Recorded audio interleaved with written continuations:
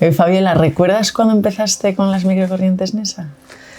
Pues empezar con las microcorrientes NESA fue un reto en su momento, porque en el 2018, cuando comenzamos, no existía un guión, ni los protocolos que hay hoy en día, ni el campus de guías clínicas, el experto universitario. Entonces comenzamos con los pacientes intentando entender qué es lo que le pasaba a cada paciente y en qué podíamos ayudarle modulando el sistema nervioso autónomo. Y claro, realmente hay muchos pacientes que tienen una enfermedad de base, ¿no?, de disautonomía. O sea que es clave, ¿no? Cuando empezaste a trabajar con eso, yo creo que nos pasa a todos.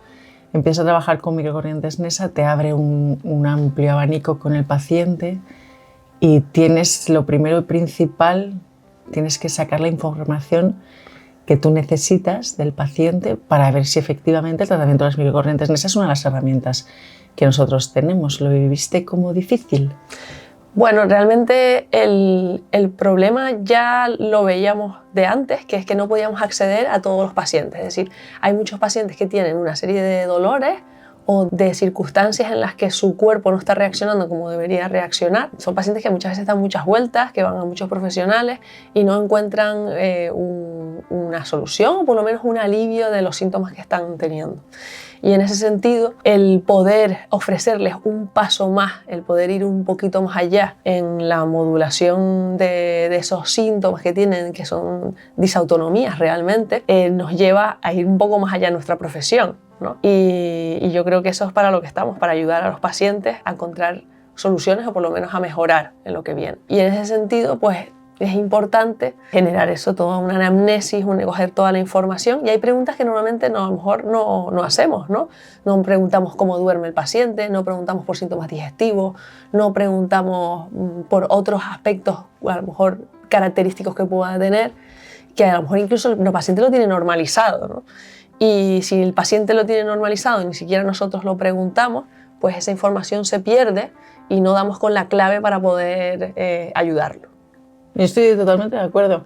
Yo creo que la mayor dificultad que yo encontré en la consulta con mis compañeros al principio fue dar con una anamnesis, orientar la anamnesis un poco de forma diferente y empezar a hacer toda esa recogida de datos con el paciente, que ya dedicábamos tiempo a todas esas preguntas, a las pruebas complementarias, y a partir de ahí establecer un guión que nos fuera orientando hacia esos síntomas, ¿no?, que decimos que abordamos con las microcorrientes NESA, que a veces forman parte en conjunto de una serie de síndromes, y poner las microcorrientes NESA a disposición del paciente. Ahí fue, yo creo, la dificultad más grande que tuvimos. Es verdad que nosotros no consideramos desde ningún momento la dificultad en el sentido de que no se sintiera nada, de que el paciente se quedara solo en una cabina, porque eso hemos hecho otro tipo de tratamientos que han sido de características similares y al final pues la experiencia sí que te hace ver que se trata de que el paciente lo comprenda, explicarles, el paciente comprende lo que vas a hacer, el objetivo que tienes con él, y a partir de ahí, pues ya desde el momento que ha llegado a tu consulta, ha puesto su salud en tus manos. A la confianza, afortunadamente, contamos con ella, ¿no?, desde que entran.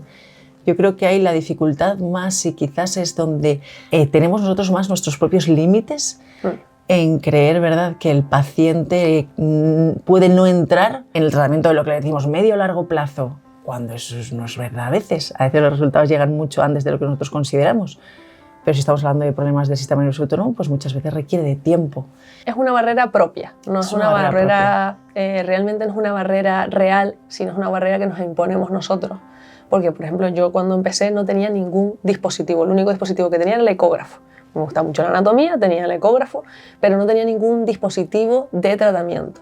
Y este fue el primer dispositivo que tuve en 10 años de clínica, llevo 15 años de clínica. El de repente cambiar la mentalidad, decir no voy a estar una hora con el paciente, sino que voy a dejar al paciente pues conectado a un dispositivo, eso fue un cambio que tuve que realizar yo mental, porque realmente el paciente lo necesitaba y los resultados merecía la pena, o sea, merecía la pena dejar a ese paciente solo. Pero la principal barrera era mía, era mental, no era una barrera de que el paciente fuera a percibir que el tratamiento tenía una peor calidad, ni que fuera a perder el tiempo. Eso es una cosa que tenemos que trabajarnos nosotros mismos. Y cuando te trabajas eso, consigues llegar mucho más allá de lo que llegabas antes y ayudar al paciente mucho más. Yo creo que es una manera como también nos han enseñado, ¿no? Sobre todo los que somos fisioterapeutas en este caso, siempre nos enseñan desde la actuación directa con el paciente, estar en contacto con él en una cabina, igual que parece que también tengamos que elegir técnicas cuando tú tienes un abanico amplio y el que una vaya muy bien para determinados casos no quiere decir que la otra no funcione. No. Muchas veces nosotras tratamos con tratamientos que son coayudantes. Lo que importa no es la técnica, ni en qué sistema estás metido, ni en qué es lo que has estudiado, sino se basa en qué problema trae el paciente y qué es lo que necesita el paciente. Y el paciente puede necesitar herramientas muy diferentes y nosotros estamos muy sesgados por la formación que hemos hecho, pero no debería ser una barrera que nos ayude a poder ayudar al paciente sin necesidad de tener que elegir, que es un tema también de identidad, ¿no? La identidad que tenemos los fisios de yo soy.